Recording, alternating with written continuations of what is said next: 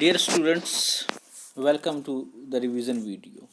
ਇਹ video basically students ਦੇ demand ਤੇ ਬਣਾ ਰਿਹਾ। ਹੁਣ ਤੁਹਾਡਾ ਪੇਪਰ ਹੈ, ਤੁਹਾਨੂੰ ਪੇਪਰ ਲਈ ਸਭ ਤੋਂ ਪਹਿਲਾਂ ਤਾਂ ਸ਼ੁਭਕਾਮਨਾਵਾਂ, ਬੈਸਟ ਵਿਸ਼ੇਸ। ਔਰ ਉਮੀਦ ਕਰਦਾ ਕਿ ਜਿਹੜੇ ਵੀਡੀਓਜ਼ ਮੈਂ ਬਣਾਏ ਤੁਹਾਡੇ ਲਈ ਹੈਲਪਫੁਲ ਹੋਣਗੇ। ਤੇ ਚਲੋ ਸ਼ੁਰੂ ਕਰਦੇ ਹਾਂ। ਇਹ 11ਵੀਂ ਜਮਾਤ ਦੇ ਸਟੂਡੈਂਟਸ ਲਈ ਹੈ ਔਰ शुभेच्छावां दे नाल पहले क्वेश्चन तो शुरुआत करते हैं। पहला क्वेश्चन है, पॉलिटिक्स शब्द यूनानी भाषा के किस शब्द तो निकलिया है?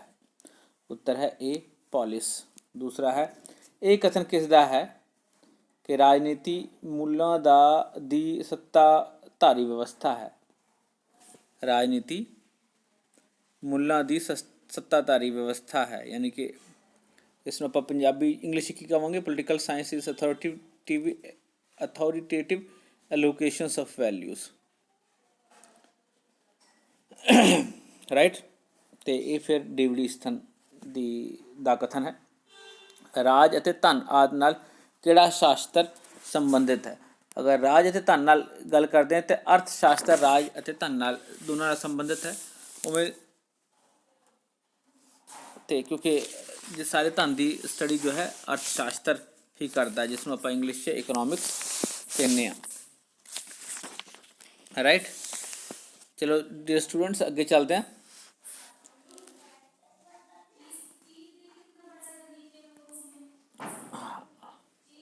क्वेश्चन नंबर 4, किस नूं होर समाजिक शास्त्र की जननी कहा जाता है? उत्तर है समाज शास्त्र नूं।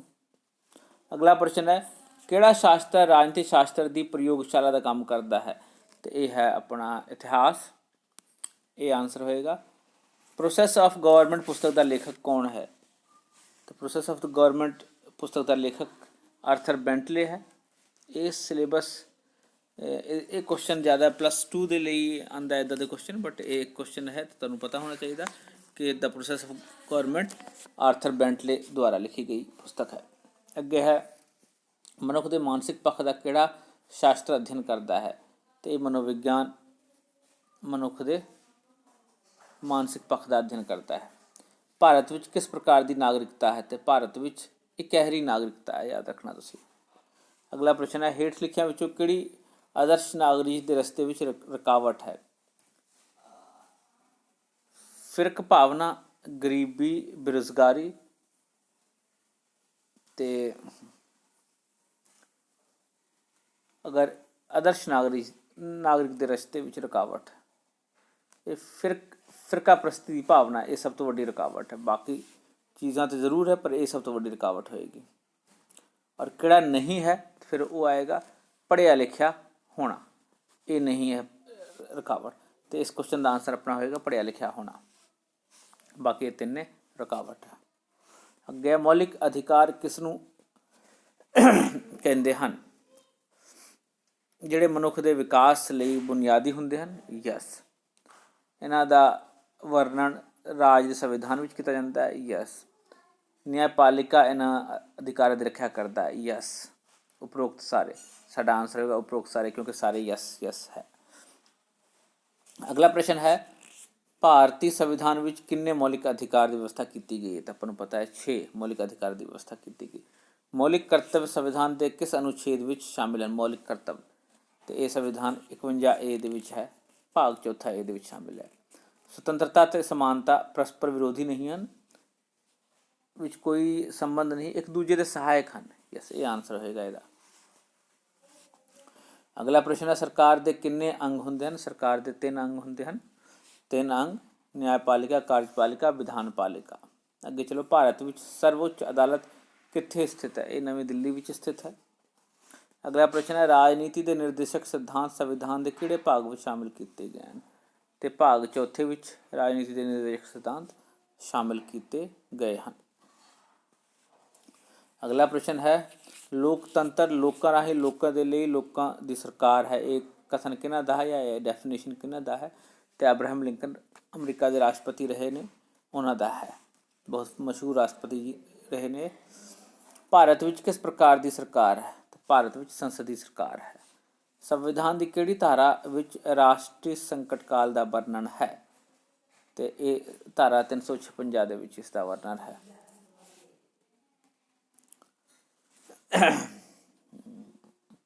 सॉरी 356 नहीं, नेशनल एमरजेंसी 352 है।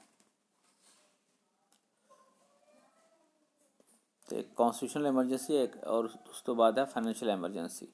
सो 352 आप कहेंगे इनू अगे है। और जी अगर कोई डाउट है तो कमेंट करके अपना होर क्वेश्चन इहदे रिलेटेड पूछ सकते हो, या फिर जे मैं गलत हाँ तो सही आंसर दे सकते हो। भारतीय संविधान ग्रहण किया गया कदों ग्रहण किया गया?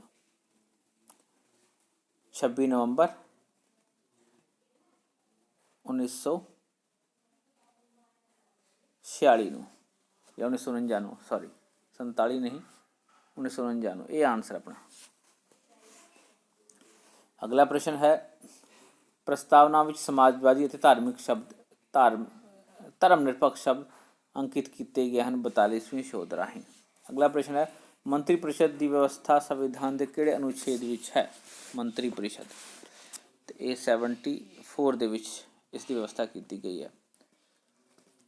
राष्ट्रपति मंत्रियों की नियुक्ति किस दी सलाह ते करता है? तो प्रधानमंत्री की सलाह ते करता है। मंत्री परिषद का कार्यकाल कितना हुंदा है? 5 साल 6 साल 4 साल निश्चित नहीं है। जदों तक कॉन्फिडेंस च रहिंदे ने मंत्री परिषद उदों तक, अदरवाइज नहीं तो चेंज किया जाता है। विदेशी कोल किहड़े अधिकार नहीं होंदे हैं? इन्हां विचों राजनीतिक अधिकार विदेशी को नहीं होंदे, समाजिक अधिकार होंदा, आर्थिक अधिकार होंदा, राइट, पर राजनीतिक अधिकार नहीं होंदा विदेशियों को। अगला प्रश्न है संघात्मक प्रणाली की विशेषता नहीं है। संघ च लिखित संविधान होंदा है, कठोर संविधान होंदा है, एक सदनी विधान मंडल नहीं होंदी है, स्वतंत्र न्यायपालिका होंदा है। तो इसका मतलब तीसरा अपना ऑप्शन होएगा। अगे स्वतंत्रता के 2 रूप ਜਾਂ पक्ष हैं, सही है, पॉजिटिव एस्पेक्ट या दूसरा नैगेटिव एस्पेक्ट, यानी कि नकारात्मक ते सकारात्मक पक्ष।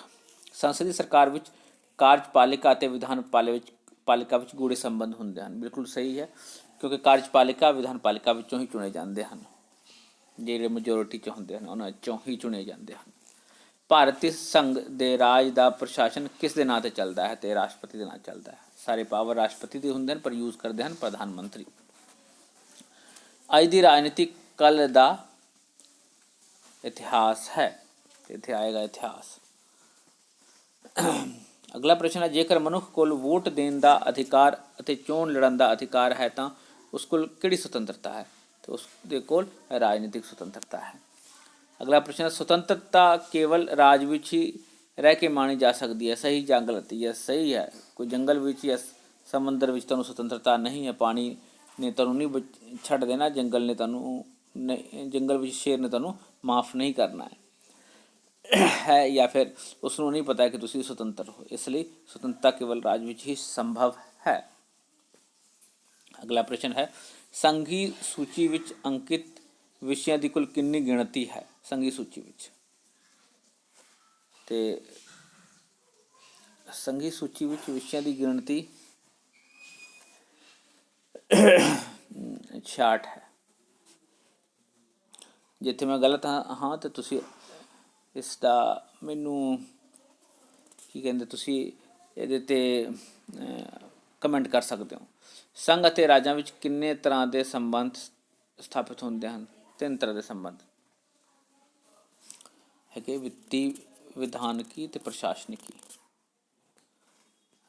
बाकी तुसी देख लेना 3 तरह के संबंध होंदे ने। राष्ट्रपति नाम मात्र का कार्यपालिका है, तो उत्तर आएगा राष्ट्रपति के अहुदे लिए घट्टो घट्ट उम्र कितनी होनी चाहिए? तो 35 साल होनी चाहिए है। अगला प्रश्न है भारत का वर्तमान प्रधानमंत्री कौन है? तो श्री नरेंद्र मोदी साडे भारत के पहले इस वेले के प्रधानमंत्री हैं, सॉरी नरेंद्र दास मोदी, नरेंद्र दामोदर दास मोदी भी कहा जाता है।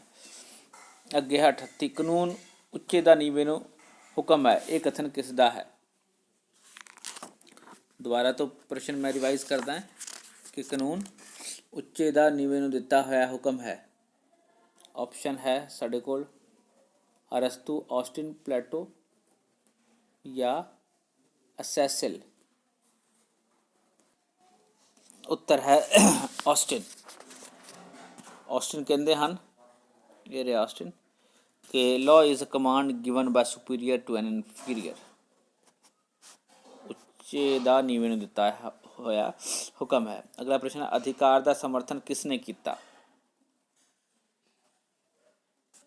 ਅਰਸਤੂ, ਕਾਰਲ ਮਾਰਕਸ, ਲਾਕ ਜਾਂ ਗ੍ਰੀਨ ਨੇ? ਅਧਿਕਾਰਾਂ ਦਾ ਸਮਰਥਨ। ਤੇ ਅਧਿਕਾਰਾਂ ਦੀ ਗੱਲ ਕਰਦੇ ਹਾਂ ਤੇ ਅਧਿਕਾਰਾਂ ਦੇ ਸਮਰਥਨ ਦੀ ਜੇ ਗੱਲ ਕਰਦੇ ਹਾਂ, ਇਹਨਾਂ ਵਿੱਚੋਂ ਤੇ ਅਧਿਕਾਰਾਂ ਦੀ ਗੱਲ ਲਾਕ ਵੀ ਕਰਦੇ ਨੇ, ਗ੍ਰੀਨ ਵੀ ਕਰਦੇ ਨੇ, ਤੇ ਜੌਨ ਲੌਕ ਨੂੰ ਲੈ ਕੇ ਚੱਲਦੇ ਹਾਂ, TH ਗ੍ਰੀਨ ਨੂੰ ਇੱਥੇ ਲੈ ਕੇ ਚੱਲਾਂਗੇ। ਆਪਾਂ ਰਹਿਣ ਦਿੰਦੇ ਲੌਕ ਨੂੰ। ਲੌਕ ਨੇ ਜ਼ਿਆਦਾਤਰ ਗੱਲ ਲਿਬਰਟੀ ਦੀ ਕੀਤੀ ਹੋਈ, ਤਾਂ ਆਪਾਂ ਗ੍ਰੀਨ ਦੀ ਗੱਲ ਲੈ ਕੇ ਚੱਲਦੇ ਹਾਂ। ਆਪਣਾ ਆਨਸਰ ਗ੍ਰੀਨ ਹੋਏਗਾ। Rights are those power which are necessary for the fulfilment of man's vocations as well as moral being. ਤੇ ਉਮੀਦ ਹੈ ਕਿ ਕਲੀਅਰ ਹੋ ਜਾਏਗਾ ਤੁਹਾਨੂੰ। ਇਹਦੇ 'ਚ TH ਗ੍ਰੀਨ ਦੀ ਗੱਲ ਕਰਾਂਗੇ, ਉਹਨਾਂ ਨੇ ਡਿਫਾਈਨ ਕੀਤਾ ਰਾਈਟਸ ਨੂੰ। ਅਗਲਾ ਕੁਐਸਚਨ ਹੈ, ਸੁਤੰਤਰਤਾ ਅਤੇ ਸਮਾਨਤਾ ਇੱਕ ਦੂਜੇ ਦੇ ਵਿਰੋਧੀ ਹਨ? ਇੱਕ ਦੂਜੇ ਨਾਲ ਕੋਈ ਸੰਬੰਧ ਨਹੀਂ ਹੈ, ਇੱਕ ਦੂਜੇ ਦੇ ਸਹਿਯੋਗੀ ਹਨ, ਇਹ ਆ ਜਾਏਗਾ। ਤੇ ਡੀਅਰ ਸਟੂਡੈਂਟਸ, ਉਮੀਦ ਹੈ ਕਿ ਤੁਹਾਨੂੰ ਇਹ ਸਾਰੇ ਪ੍ਰਸ਼ਨ ਕਲੀਅਰ ਹੋ ਗਏ ਹੋਣ, ਸਮਝ ਆ ਗਏ ਹੋਣੇ। ਗਲਾ ਥੋੜ੍ਹਾ ਜਿਹਾ ਖ਼ਰਾਬ ਹੈ, ਇਸ ਲਈ ਜੇ ਆਵਾਜ਼ ਦੇ ਵਿੱਚ ਕੋਈ ਪ੍ਰੋਬਲਮ ਲੱਗੇ ਤੇ ਇਸ ਨੂੰ ਸਮਝਣ ਦੀ ਕੋਸ਼ਿਸ਼ ਕਰਨਾ। ਬਾਕੀ ਤੁਹਾਨੂੰ ਸਾਰਿਆਂ ਨੂੰ ਐਗਜ਼ਾਮ ਲਈ ਬੈਸਟ ਆਫ ਲੱਕ।